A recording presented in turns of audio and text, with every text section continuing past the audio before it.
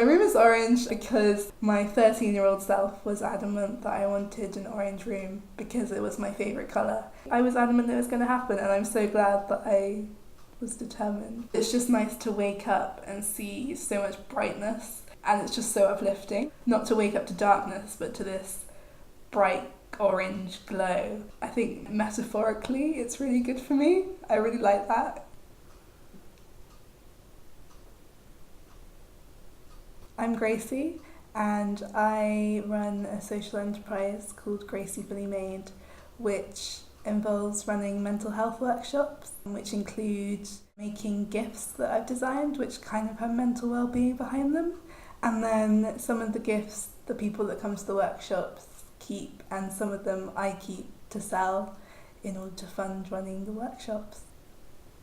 I think the most important part of my morning routine is probably the little quiet time I have where I do my Bible reading notes. It gives me a focus for that day, and also a kind of moment just to be quiet and just to kind of reflect on what it is I want to achieve today, who I am really. It's just good to have a moment just to breathe before the hectic start to the day and to life in general.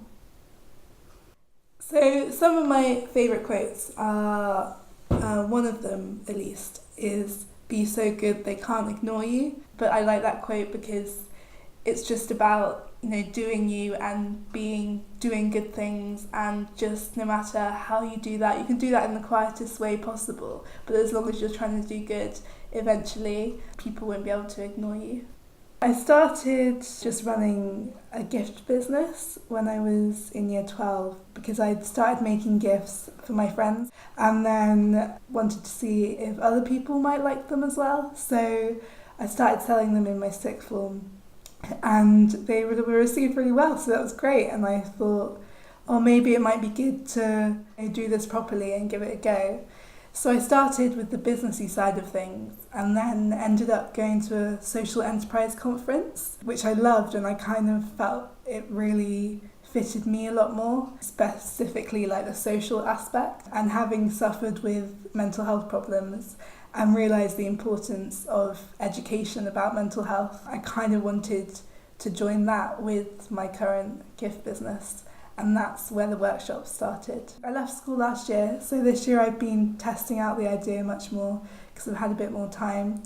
So I've run quite a few workshops, I've done a couple of market stalls, and I've just been awarded some more funding, which is great, to help grow it even more, with some mentoring as well, which is fab. Obviously, through personal experience and also seeing various friends suffer with mental health difficulties, was really inspiring for me, but also just generally when I was at school, particularly during exam period, stress levels were very high and there was no education about how to deal with that, and I think it can be really detrimental to people. So I kind of feel like it's super important to educate people at any time in their life, but most vitally younger people, on mental health, because if you're equipped with mental first aid, it sets you up much better for life in general and everything that life throws at you. I wouldn't say I'm a morning person at all, really. That's kind of how it's always been. So sometimes it is super hard to get up.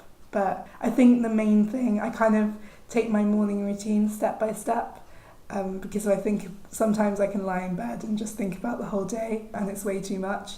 So that's why I like having just an initial routine. So I just think about, okay, I'm just going to get out of bed first. I'm just going to go downstairs, I'm going to make myself a cup of tea, and that really helps.